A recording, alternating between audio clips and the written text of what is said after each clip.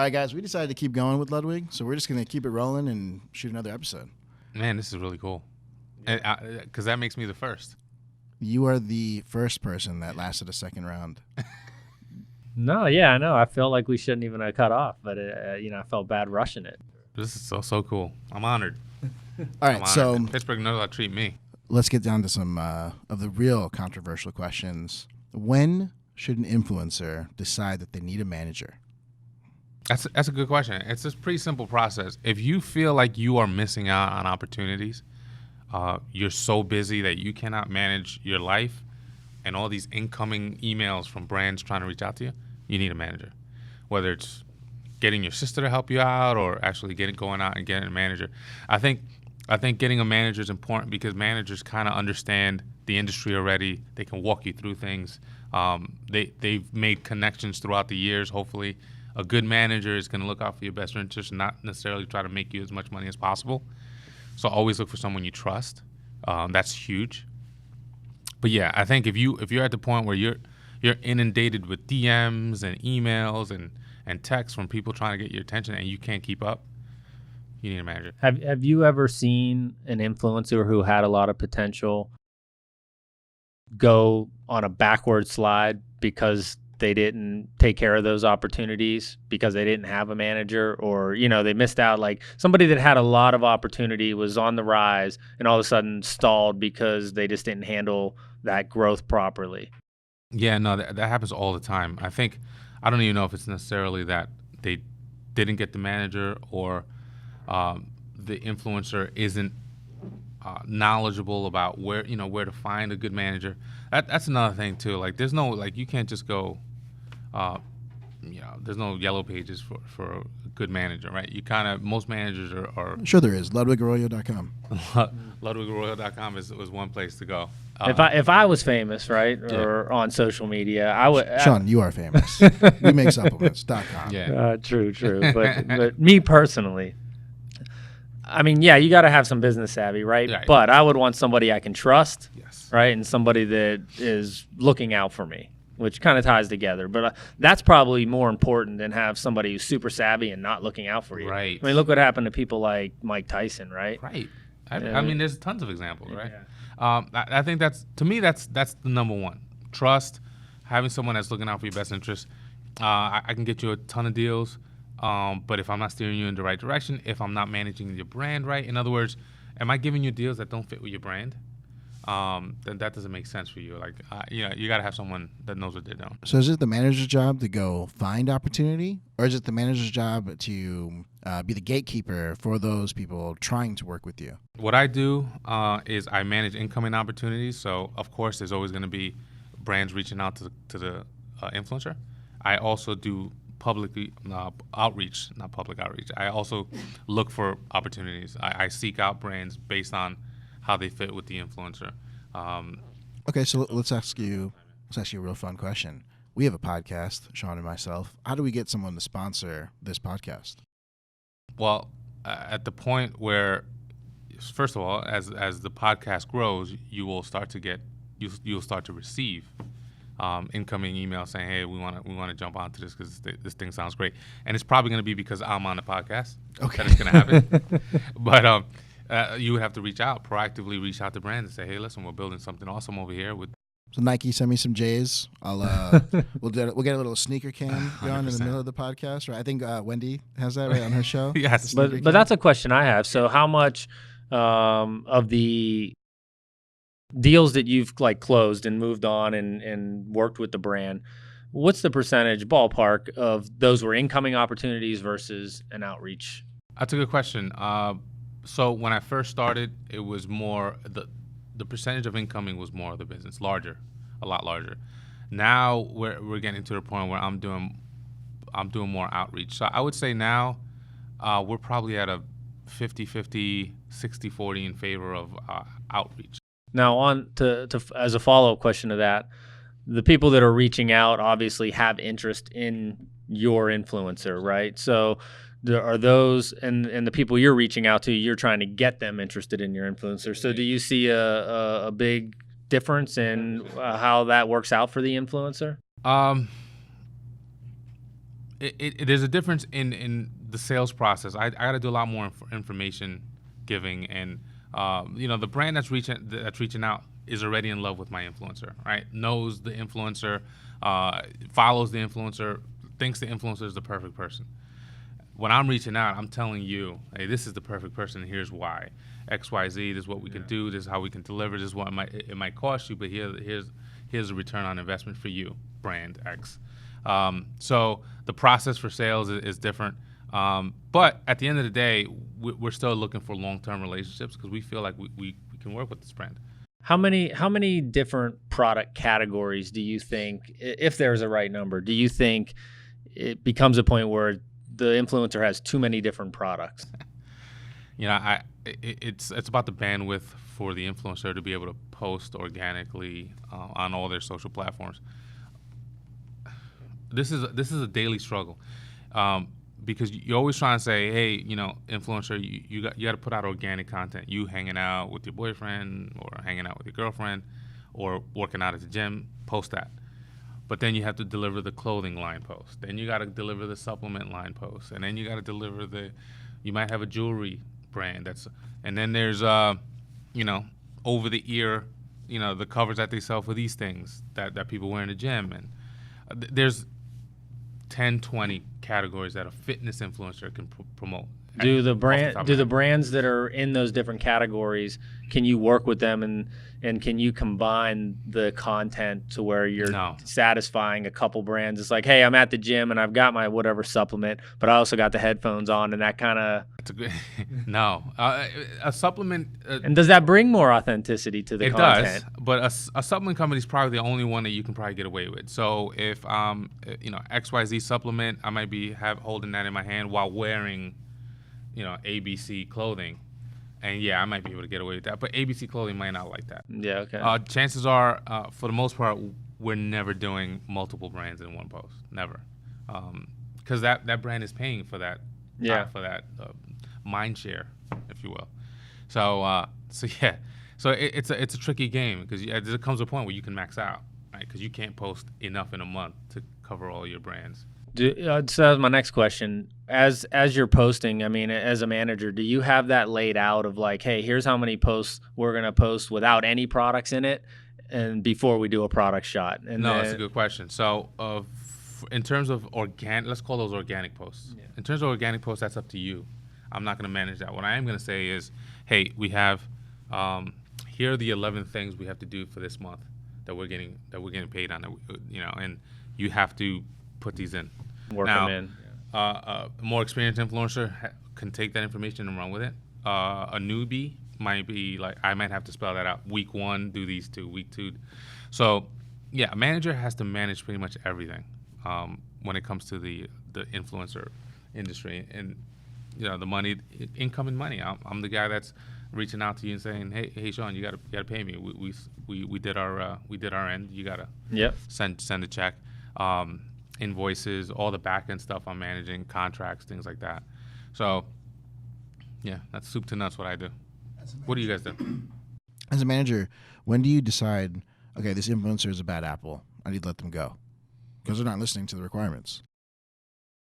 Thankfully, I haven't had to do that, but I would. This goes back to our earlier conversation: is aligning yourself with the right people.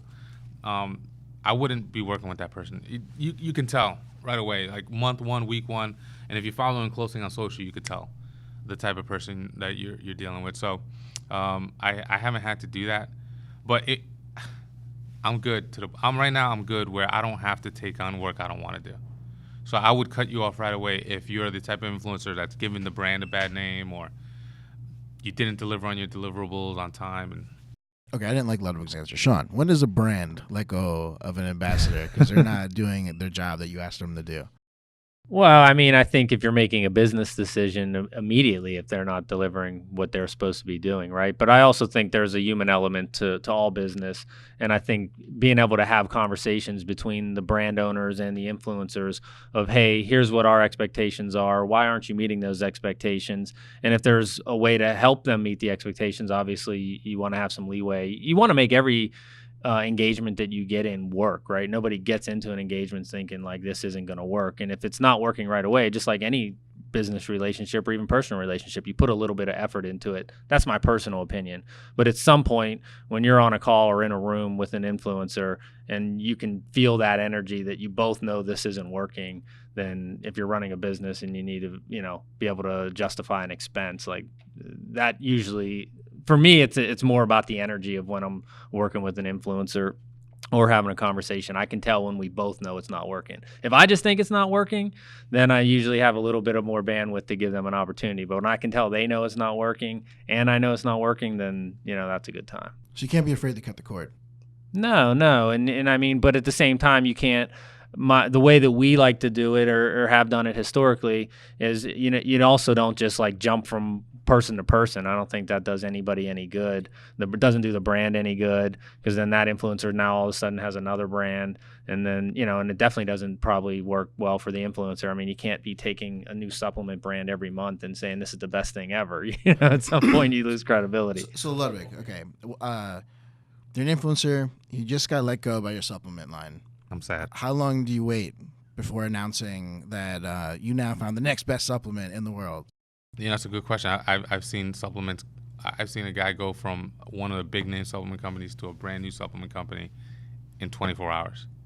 I've seen that happen. I've also seen people take 3 years off because they care about their brand. They care about the fact that they don't want to be seen as the person hopping from, supplement hopping.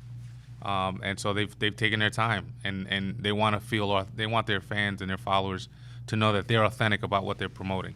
Hey, I finally found. I've been waiting 3 years. I finally found. There's a lot of credibility in that. A lot of credibility in that. Yeah.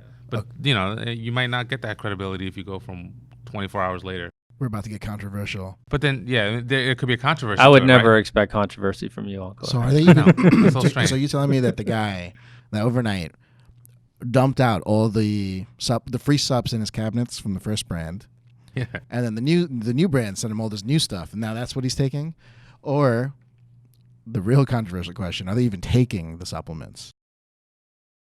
Yes. I believe so. I do. Because there's so many options out there. An influencer can get a deal with almost any brand. So you name any of the big name brands. If I'm a big enough influencer, 500, 700,000 followers, 300,000 followers, and I'm a guy, I can get pretty much a deal with anybody. So I think they're making the choices that for the supplements that they use, for real. I do believe that. It might not have been the case a few years ago, but I think nowadays there's plenty of options out there. Why would you want to sign up with a brand that you don't want to use their product? I've got a question that probably both of you want to answer. Where do you see influencer marketing going? Do you see it becoming more popular, less popular? Do you see the platform changing? How are you looking at the future? This is where we're going to cut it, right? And not show this portion of my answer. All right, so my PayPal account is so-and-so. Send me a payment. I'll tell you what's happening. All right, so I feel like the idea of using someone with clout to talk about your product is never going to go away, ever. I agree. I think brands saw this massively easy way to get their product in front of the end consumer, and Facebook ads and Google ads and like the things that Facebook and the tools that you now have access to with targeting, retargeting, the demographics you could reach out to, they made it so easy that I think brands are forgetting that the messaging is as important as the act of advertising itself. So I think the brands that recognize that messaging is important are the ones that are going to be doing it well, like the influencer marketing aspect. And the brands that are doing it in a lazy manner are the ones that are causing it all to fail and fall apart. It's as simple as that, right? It's the same thing I explained with the indie marketing, indie films versus like studio films. And I mean, this has been happening forever, right? TV shows, movies, they bring in certain names to add demographics, a different audience to that show or that movie. And it's no different in whether it's social media marketing or whether it's video marketing or any of those aspects. I kind of agree. I think that to the point about influencers and A-listers not going away, I think that if you're an influencer, you're going to have a job for a pretty long time. At the end of the day, though, points per click, Facebook if you're a brand and you make, let's say you make your clothing line, you might scale back on using influencers and put more money into Facebook advertising. But I don't think they're going away anytime soon. I think if you have a dynamite influencer, they're always going to be in business. They have a large audience, a captive audience. But I think a lot more money nowadays is being pulled away from other advertising venues and putting them into Facebook ads. I also think YouTube has emerged as another platform we don't talk about a lot, because I deal mostly with Instagram, but that YouTube money is crazy. And we were talking about earlier this morning. So in terms of influencers, I still think McDonald's is going to go after that YouTube influencer and make a funny commercial for them and pay them a ton of money. I don't think that's going away anytime soon. So I do think there's a segment of brands that are going after macro influencers. So they're saying, I'm not going to pay A-list person XYZ, but I'm going to pay 20 D-list people, right, or smaller influencers to get the word out.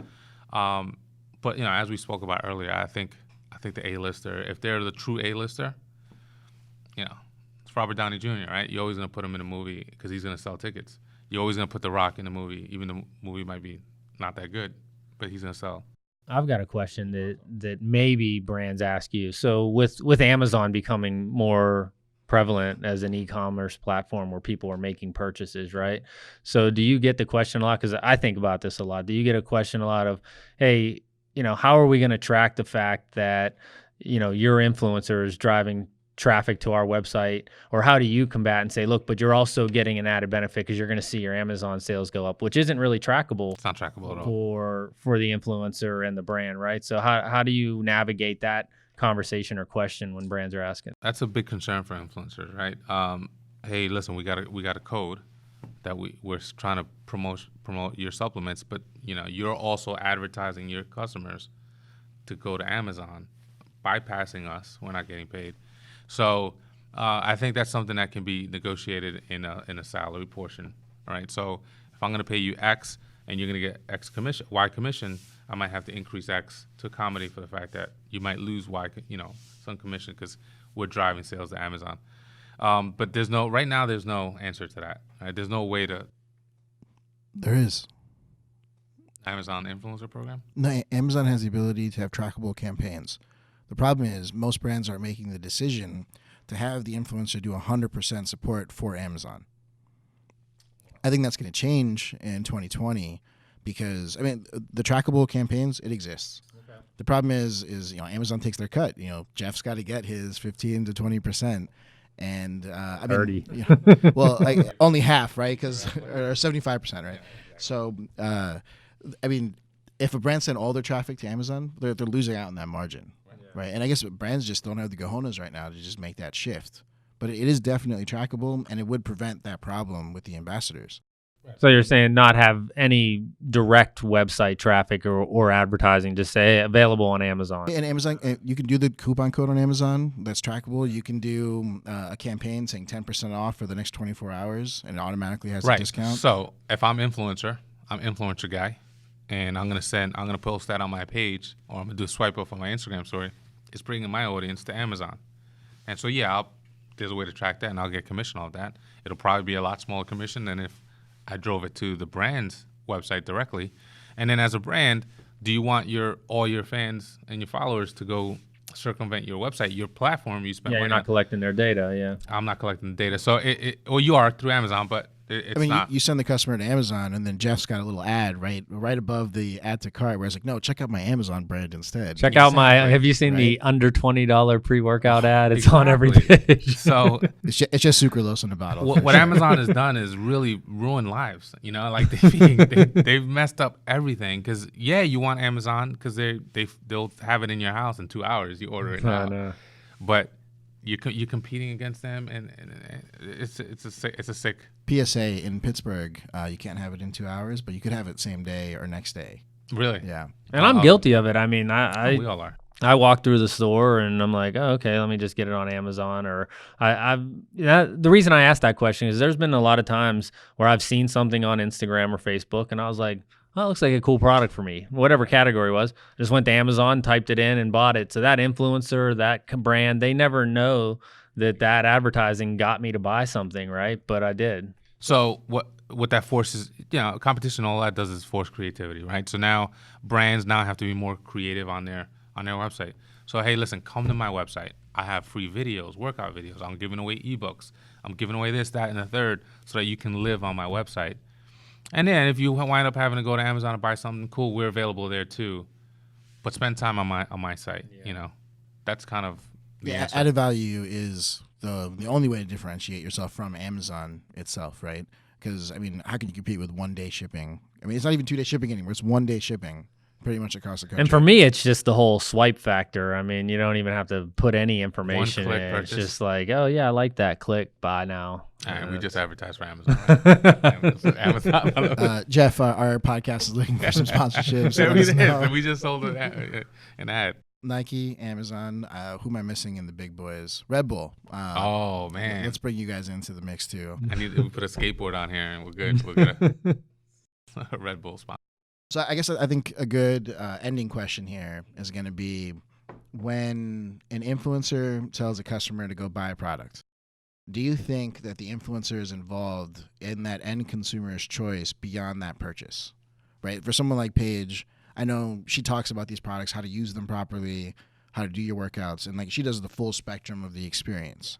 But I mean, I'd say 9 times out of 10, if someone's posting this image, I mean, they're not even responding to the questions that are in their comments about that product or what it does for someone. Yeah, this is the part of the industry that's kind of rogue, kind of wild west, right? I wish there was more of a way to manage this. Now, a lot of these brands that have come out and have large influencer presence, they have an influencer manager and someone that's kind of the liaise between the brand and the influencer, and they're managing these types of issues. But no, I think, again, the good influencers are going to do that. I mean, Paige is constantly looking in her DMs when she posts a brand, and then she'll get an influx of questions. Hey, I just saw that you posted about this product. How do we use it? Where do I get it? What do they have it in this? And she's answering every single one. If she doesn't have an answer, she's sending it to me so I can send it to the brand so I can get an answer for her. She's doing her own customer service work. And then I get responses from the brand saying, man, Paige is on it. I have other influencers that don't even do that. So, again, the best of them, they're going to do that work. They're going to do the right thing, and they're going to give the full experience. I would say most of them, that's where the area of opportunity is and where they're dropping the ball for the brand, So is it fair to say that an influencer should be giving this full spectrum service when they're working with the brand? 1,000%. There's no way. How do you take ownership? How are you not taking ownership? How are you just pushing this brand and this product and not giving that full service? It doesn't make sense. Not using it yourself, which brings me another question. Have you ever had with any influencer you're dealing with, them come to you as their manager and say, look, I just love this product. Can we get in touch with this brand? All the time. That I love that too, because it's like the influencers identifying their own brand, and this works. Hey, listen, can we reach out to can I name drop? Can we reach out to Nike? Yeah. Under Armour. I think there's a good fit there. Is there a way we can reach out? And then I got to be like, yeah, let me just look up the CEO of Under Armour's email. Let me email him right now. But yeah, that's the fun stuff. When they identify stuff, they like, this is perfect for me. I use it all the time. Yeah, that's what I'm asking. If they're using it all the time, it's like, hey, I'm using this all the time. Maybe. And it's always stuff you don't think about. So it might be like this chair. You might be like, yeah, listen, I've been sitting in this chair for 5 years, and I love it. Can we reach out to the manufacturer? Ergonomically correct. It's ergonomically correct. It's got lower lumbar support. Yeah. It's interesting. I've got a lot of friends that are still influencers and working with different companies, and a couple of them have asked me, like, hey, I'm not finding good brands to work with. I tell them all, go to these expos. Like, if you go to Ingredia, out at, like, the fancy food show out in LA or Anaheim, I mean, you literally get an opportunity to walk around, meet the CEOs of those brands on the spot, show them your Instagram account or Facebook account or YouTube channel. Like, I just tried your product. I love it. I want to promote this product. Like, who do I talk to, and how do we make a meeting happen? So that brings another question then. So if an influencer is using a product, say an influencer is using a product, whatever that product is, for say a month or two, and they're just like, man, I really love this product.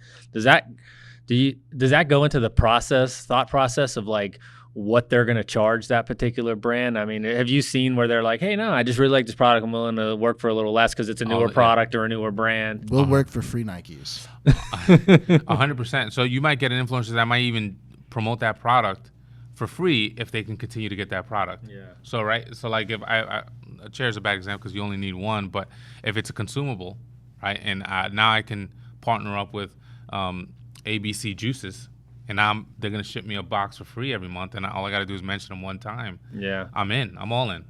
So yeah, there's definitely a sliding scale there. An influencer will definitely take a pay cut if they love the product that much.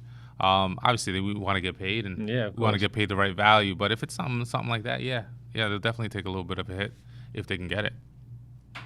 All right, guys. I mean, we gotta get Ludwig to the airport. Okay. He's got this flag. Gotta catch it. But this is a great second episode. Right, part 2. Glad we did it. A lot of good information. Everyone's talking about influencer marketing right Everyone now is. and how's it's changing and how do you get better at it and where's the direction that it's going. So this is a good learning experience. Do you guys for me. put my links? Because everyone's gonna want to talk to me. Yes, of course. Awesome. Which link am I putting up? You do have quite a few Instagram. I accounts do these days. have my main account. You can find me at my full name, LudwigAraujo.com. Just check it out in the comments. It's right Ludwig there. I Araujo on promise. Instagram. I'm on Twitter. I'm on Facebook. I'm on everything. Unfortunately, Cool. Unfortunately, so much extra work. too much work. Oh my God, you need your own brand manager at this point. I do. We were talking about that earlier. It's like, how do we get off? How do we do it for ourselves? Like, how do I become an influencer? I don't know. I just know how to tell you how to do it. Call me tomorrow. I'll tell you what to do. I'm as soon as I get to 900 followers on Instagram, I'm gonna reach out to you, man. I'm at like 870 right now. Ludwig, shout for shout. We're gonna make this happen. But the second you start missing out on business, Scott, you call me and I'll hook you up. Take some photos, get you all jazzed up. Like it. All right, that's our episode for today. Cool. All right, that's Thanks, it. guys. All right, man. Yeah. Thank you, guys. Cool.